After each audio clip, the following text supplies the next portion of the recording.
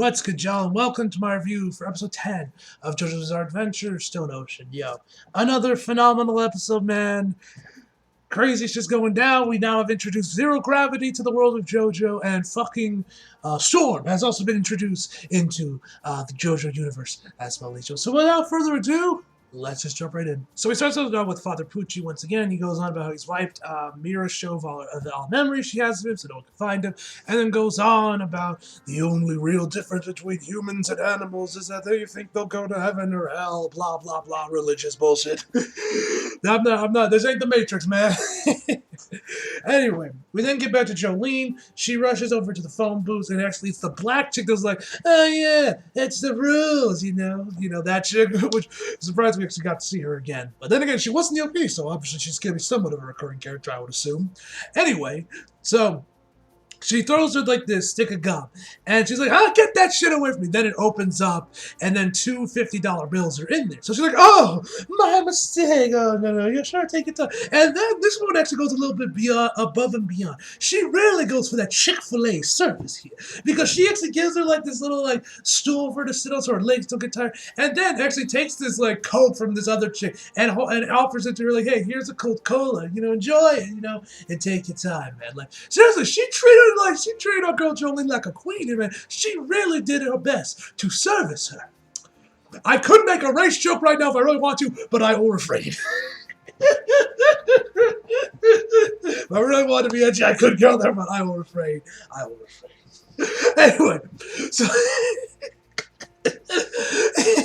Anyway, so she calls up the Speedwagon Foundation, and it looks like they don't take. And it seemed like from what you say, I don't know what the hell she was talking about, but it sounded like they maybe don't take calls from like payphones or whatever types of phones these are at the prison. Jolene says, "Hey, just wait, hold on a second," and explains to her that she is Jolene Killjoy, and she wants her to let her speak to someone that knows what that means. So then the receptionist is like, "Please hold," and so this other guy picks up who is voiced by the JoJo narrator. It was nice to finally hear him again. Because we haven't heard him in a while, and where he found out this dude is just some random representative at the Speedwagon Foundation. And we also found out that the Speedwagon Foundation is actually based out of Dallas, at least their headquarters is. Don't know if that was ever mentioned beforehand in any of the previous parts, but yeah.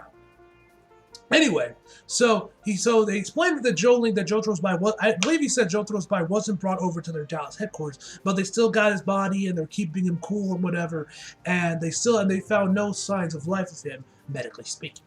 So that's when Jolene asked him if he knows about the disc, and we also found this dude is not a stand user, but he obviously knows about the stands because, I mean, why wouldn't he? From part 3 onward, the Speedwagon Foundation has been a recurring thing for the parts, except for part 5 where they weren't a thing, but that was because it was focused on the Mafia and Giorno, and of course they wouldn't have a connection to the Speedwagon Foundation. Anyway, I'm getting off topic. Anyway, so he doesn't, but he knows about the CDs, but he's not a stand user. And so then that's when Jolene asked him if he would think that he could be revived, and he says, "I'm a scientist, so no." And that's when Jolene mentioned that she has one of the stand CDs, or one of the CDs rather, that holds a stand, and wants it to give him Speedwagon Foundation, put it back into him, which of course will revive him, or at least get them one step closer to doing it. And then this representative of the Speedwagon Foundation brings up the obvious question. Hey, isn't this being recorded by the prison? Which Jolene does acknowledge, probably. And she continues on that she doesn't have much time, so, whatever. She's willing to take the risk, whatever. So the dude explains that, all right, we'll help you out. Meet us by the courtroom in like 20 minutes or whatever. And they were and you will see a savage guardian there. You will know when you see it. And that's when they decide to call this code name, or what was it, what the fuck was it? Operation Savage Guardian is what they're called. Which I am assuming, giving that kind of name, it's a stand, because I don't really know what else it could possibly be. I don't know, but I guess maybe we'll find out next week, or in the next episode, rather. But I am happy that I'm finally starting to wrap up with JoJo. I only got a couple more episodes I got to review after this. Anyway, so Jolene hangs up the phone, and then we kind of get then this kind of basically turns into Prison Break for a hot second, where we see like a blueprint of the prison, and Jolene kind of starts to path out her way to getting over to the courtyard to, of course, meet them in 20 minutes. So She gets through like whatever hall she was in there, but pays off the guard, which actually I believe this is actually the same guard we saw from the first episode when Jolene was first brought into the prison. She had her prince and everything, and that's what and the guard she got nuded from. Would you prefer if I did this on all fours? You know, that scene was hilarious, man. That scene was absolutely hilarious. Anyway, ugh.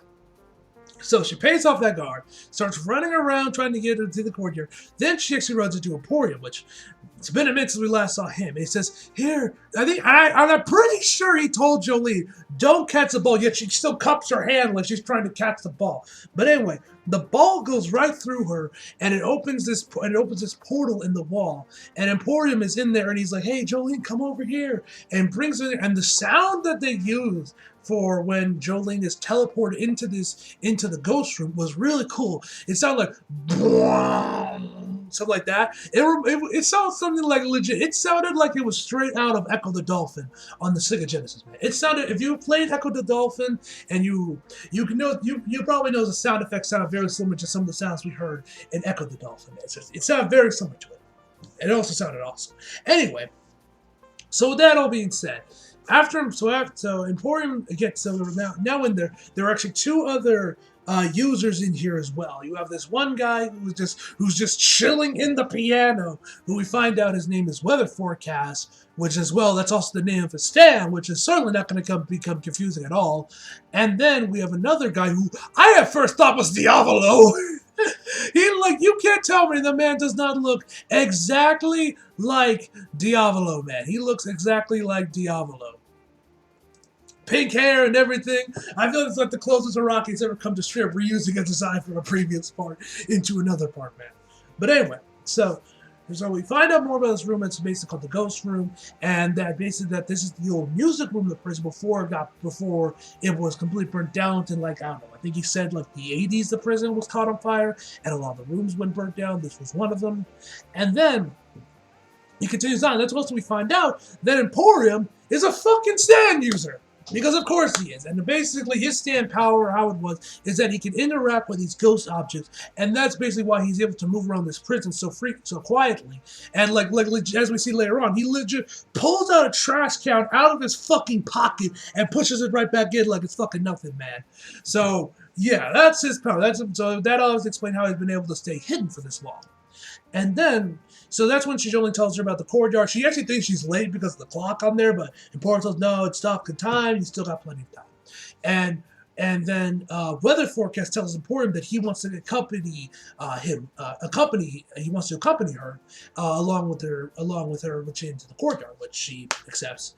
And then we also find out some interesting about this guy, that he doesn't talk much. He basically only whispers unless he's right in front of your face. I don't talk somewhat normally, because if you actually watch this episode with headphones, I don't know if y'all with speakers, but when I watched the episode originally, I didn't hear this. But when I rewatched the episode again with my headphones on, I could actually hear him saying, my stand isn't from a CD. And that's when Emporium tells us that his stand is not from CD, and he's also that he is a natural, or that he was born a stand user rather. So I thought that was a nice little touch there. But then when he talks to Jolene, you can actually hear it when you don't need headphones to hear that. or max up the volume of your TV. But anyway,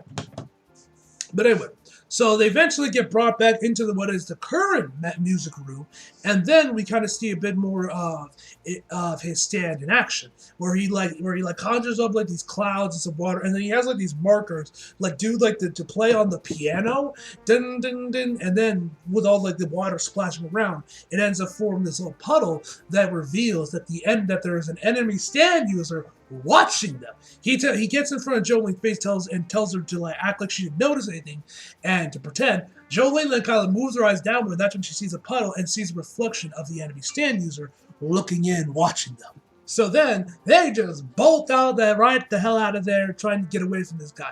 And we see that this guy's design is really interesting, where he has these suction cup things on his fingers and toes, so that obviously makes him kind of crawl the walls like Spider-Man. I thought the design looked really cool and interesting.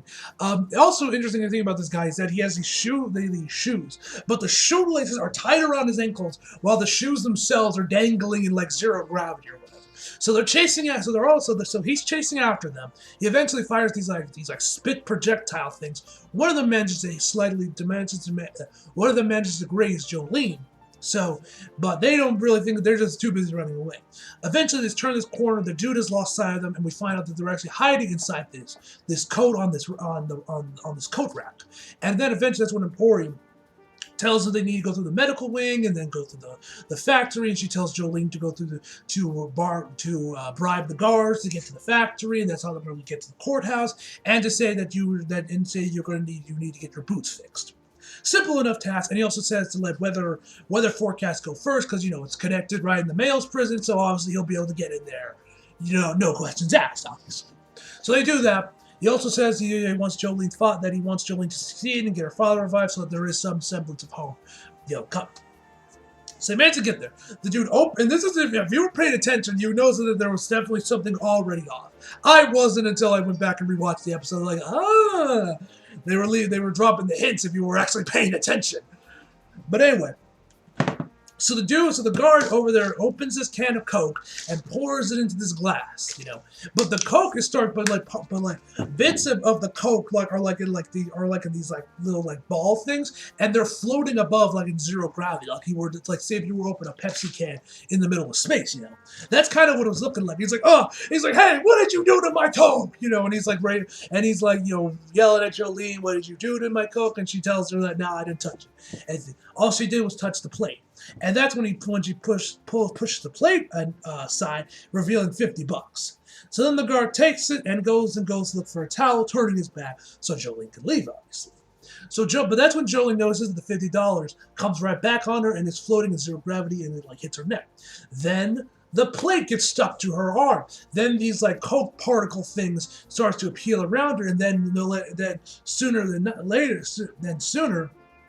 rather than later, that's when she starts floating in zero gravity, and she starts spinning around, having no sense of direction. She obviously can't use her thread now, and obviously it's all fun. And of course, the CD manages to finally slip out of Jolene's pockets and is now floating in zero gravity. That is when the dude comes in there, grabs the CD, starts folding it like he's trying to break it, but it obviously isn't budging. And he's like, damn. So that's why Pale Snake told me to just get the CD and not destroy it. So then he starts running off with the CD. Jolene tries to stop him, but obviously she can't do nothing. And then I thought this part was really cool. And I don't know if this was from the manga or if this was all David Productions. But she grabs this, but then she uses the dude's cup, wraps her thread around the base of the cup, throws it out to the outside, and then just starts screaming out. Obviously, that whole thing that you would sometimes see in kids' movies where they would have these two cups connected by a string. They would talk into them, and somehow the sound waves would go to each other like some primitive telephone. That's what she was doing here. And you actually see the kanji, what I'm assuming is the kanji, or katakana, I don't know Japanese, of what she's saying, and it's going all the way through the cup, through the line into the cup, but when it goes into what she thinks is the abyss and she doesn't hear, the text starts to disintegrate. And I thought that was a really cool effect. So I don't know if that was something Araki did when he was writing the chat when he did this chapter for the manga, or that was just the animators and the episode director and whoever did Productions idea.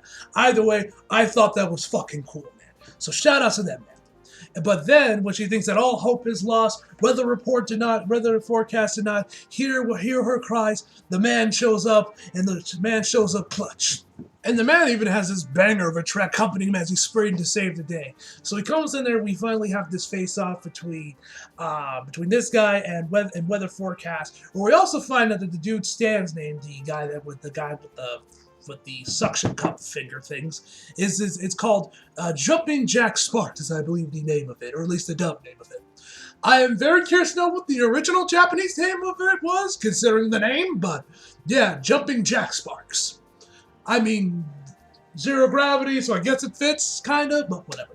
So anyway, he has these things around his wrist that spin around, and he fires them off at weather forecasts, and then his clouds block it, and then you see the outline, you see these nuts and bolts coming out of him, and he says, what you threw at me was a piece of garbage. And I'm like, was he trying to fire nuts and bolts at you? What's going on here?